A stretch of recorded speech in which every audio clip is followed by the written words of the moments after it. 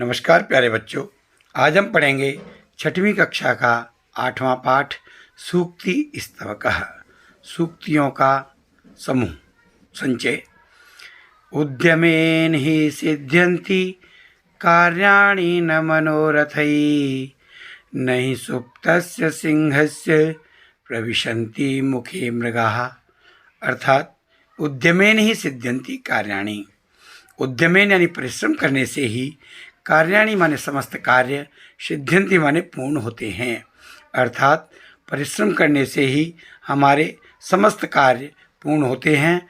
न मनोरथई, न कि केवल इच्छा मात्र से, केवल सोचने मात्र से हमारा कोई भी कार्य पूर्ण नहीं होता है, जबकि परिश्रम से ही वह कार्य पूर्ण होते हैं।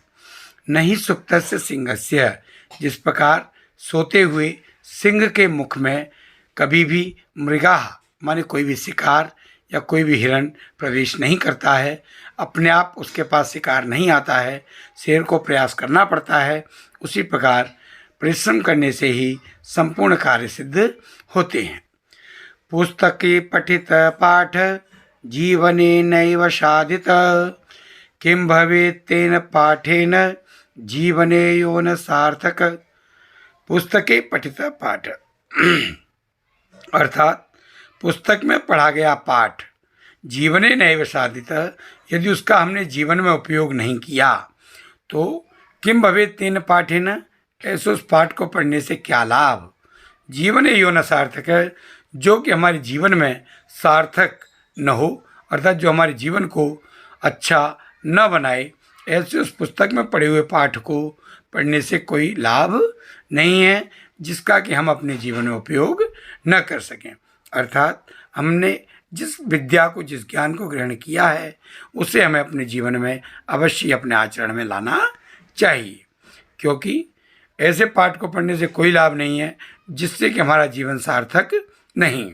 प्रिय वाक्य प्रदानेन सर्वे तुष्यन्ति मानवाः, तस्मात् प्रियम ही वक्तव्यम वचने का दरिद्रता। प्रिय वाक्य प्रदानेन, प्रिय वाक्य को बोलने से ही सर्वे मानवा तुष्यन्ति, सभी मनुष्य संतुष्ट होते हैं। अर्थात जब हम प्रिय वाक्यों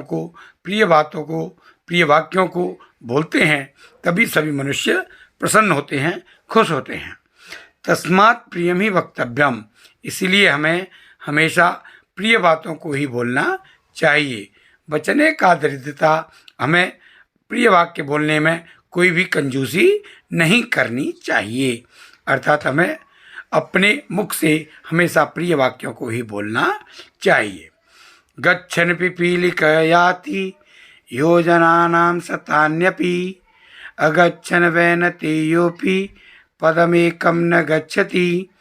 गच्छन् पिपीलिक याति, पिपीलिका यानी नर चींटी, तो नर चींटी जो है वह गच्छन माने चलती हुई, योजनानाम शतान्यपि याति, सैकड़ों योजन तक भी चली जाती है। अर्थात नित्य प्रति चलने से वह एक नर चींटी सैकड़ों योजन तक का सफर तय करती है, सफर तक चलती। अगच्छन वैनते योऽपि, और न चलता हुआ गरुण भी पदम एकम न गच्छति, एक पग भी आगे नहीं जा सकता है। अर्थात प्रयास करने से ही हमारे कार्य में सफलता प्राप्त होती है। जिस प्रकार एक छोटी सी चींटी निरंतर रूप से चलकर सैकड़ों योजन की दूरी को पूरा तय कर लेती है, वहीं दूसरी ओर बहुत तेज गति से उड़ने वाला गरुड़ भी न चलता हुआ एक पग भी आगे नहीं बढ़ता है। काक कृष्ण पिक कृष्ण, को भेद पिक काकयो, बसंत समय प्राप्ति काक काक पिक पिक। काक कृष्ण पिक कृष्ण, कौवा भी काला होता है और कोयल भी काली होती है। को भेदा पिक काकयो, तो कोयल में और कौवे में क्या भेद है। अर्थात रंग के आधार पर, वर्ण के आधार पर उनमें कोई भेद नहीं है। लेकिन बसंत समय प्राप्ति, लेकिन बसंत काल आने पर, बसंत ऋतु का समय आने पर काक काक, कौवा कौवे की बोली में ही बोलता है, पिक पिक, और कोयल अपनी मधुर वाणी में ही बोलती है। अर्थात बसंत ऋतु का समय आने पर कौवे और कोयल का भेद उनके स्वर से अपने आप ही ज्ञात हो जाता है। धन्यवाद।